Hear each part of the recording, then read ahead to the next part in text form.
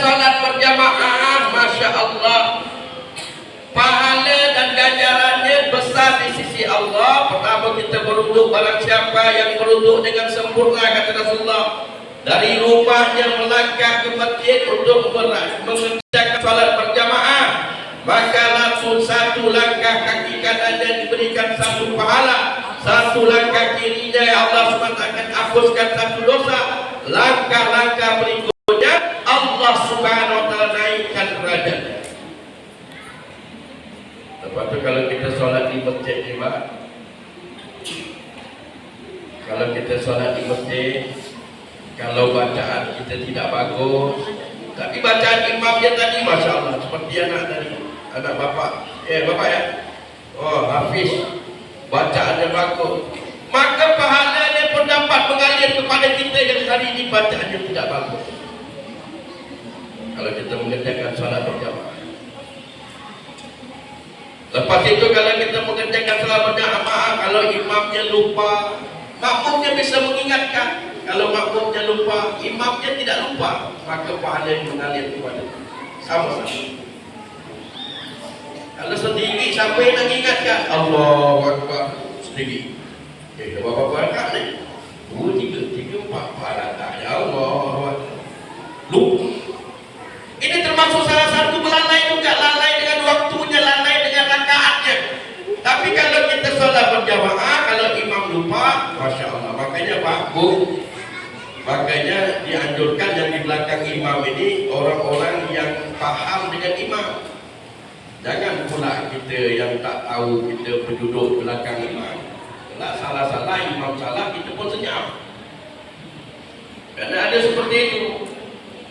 Imamnya lupa dengan Al-Fatihah. Begitu bersolat Allahu Akbar, rakaat pertama betul, Alhamdulillahirabbil alamin ad-dallin amin. Rakaat kedua dah selesai Allahu Akbar, lupa Al-Fatihah. Wadduha wal laili idza saja, subhanallah, kata di belakang. Dia lupa Fatihah imam. Makmumnya di belakang subhanallah. Kata imam cakap, ini apa yang salah aku? Dia betul, baca lagi. Wadduha wal laili idza saja ma subhanallah. 2 kali. Imam cakap betul bacaan aku tadi. Akhirnya 3 kali, baca lagi wadduha wal laili subhanallah. Imam pemutar badan, yang mana aku salah? Apa yang aku salah? Lupa baca Fatihah. Kata makmum. Betul tak ini cara jemput? Cara negur? Salah. Karena tidak tahu, karena tidak paham. Makanya kita kena belajar. Jangan sampai salah. Macam mana cara betulnya? Wah, imam lupa wadduha wal laili subhanallah. Baca lagi wadduha wal laili. Kita langsunglah bacakan Al-Fatihah, Alhamdulillahi Rabbil Alamin. Baru imam ni, oh Al-Fatihah lupa. Itu cara mengingatkannya. Makanya kita kena belajar supaya kita mendapatkan solat yang mendapatkan manfaat kepada diri kita, dapat mencegah perbuatan keji dan munkar, dapat keberkahan hidup kita dengan solat kita yang benar. Jawab. Kita kena belajar, Pak. Belajar ini bukan budak-budak saja. Belajar ini tuntutlah ilmu dari buayang sampai ke liang lahat. Kita baca Al-Fatihah, kita kena muzakarah belajar. Kita dulu solat yang kena belajar. Jangan sampai ada ni satu tempat dia cuma petugas azan saja. Saya ni muazzin saja. Begitu azan, selesai azan, tengok imam tak datang, pening kepala. Dah, kata makmum ramai. Dah, kau naik imam. Aku di sini bukan ditugas imam, aku ni azan saja. Kata makmum, dah lah, kalau tak ada yang imam, dah lah, kami balik aja lah. Jangan balik lah, kata Rizal Muazzin tadi. Kalau gitu, kau naik imam.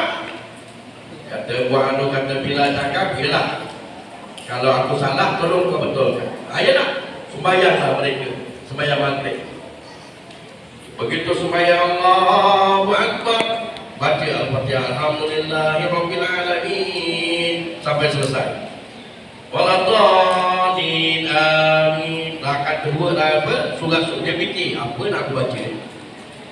Biasanya kalau orang ni qul ya ayyuhal kafirun. Qul ya ayyuhal kafirun. Baca dia qul ya ayyuhal kafirun. Qul ya ayyuhal kafirun la a'budu ma ta'budun wa la antum 'abiduna ma a'bud wa la ana 'abidun ma 'abadtum wa la antum 'abiduna ma a'bud wa la ana 'abidun ma 'abadtum. Tak berhenti. Jadi makmum cakap ni panjang pula ayat kawan. Padahal dia terbolak-balik wala antum 'abiduna ma a'bud wala ana 'abidun ma abattum wala antum 'abiduna ma a'bud. Sampai subuh tak selesai. Akhirnya Pak Imam datang. Pak Imamnya masbuk rupanya, Pak. Waktu kata Pak Imam, waktu pun apa benda ni lah. Bantulah Pak Imam tadi, bantu lakum kata Pak Imam. Lakum dinukum walam dolin. Masya Allah. Dia cakap aku lah apa, aku tak bisa. Maka dia suruh pula aku lagi. Maksudnya apa hadirin Bapak Ibu yang dimuliakan oleh Allah? Maksudnya supaya kita kena belajar macam mana solat yang dikehendaki Allah dan Rasulnya. Solat yang mendatangkan manfaat, bisa menarikkan pertolongan Allah. Wasta'inu bis-sabri was-shalah. Cari pertolongan dengan sabar dan salat. Hari ini Masya Allah, solat kita jangankan nak menyelesaikan masalah kubur kita, masalah dunia kita pun tak bisa selesai dengan solat. Macam mana nak menyelesaikan masalah kubur kita? Kubur kita yang begitu dahsyat, yang menakutkan. Kalau kita tidak bisa menyelesaikan masalah solat kita dengan masalah kita dengan solat kita di dunia ini, kita ragu pula nanti menyelesaikan masalah kita yang ada di dalam kubur. Padahal orang yang menjaga solat, kata baginda Nabi SAW, dia menjaga solat dengan tertib yang betul, dengan cara yang betul yang diajarkan oleh Allah dan melalui baginda Rasulullah SAW. Maka solat ini memberikan manfaat kepada dia. Di atas dunia rezekinya akan diberkahkan oleh Allah Subhanahu wa Ta'ala. Pak, yang namanya rezeki berkah tu Pak, dia bukan banyak nilai.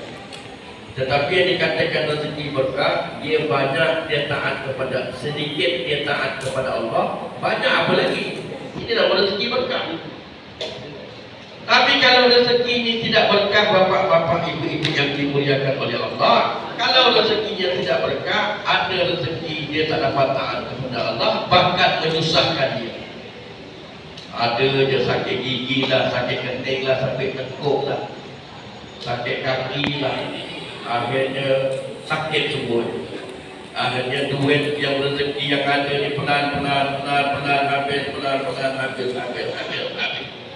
Ada kebun jual kebun, ada rumah jual rumah, ada semua habis, akhirnya mati. Ini yang kita takutkan.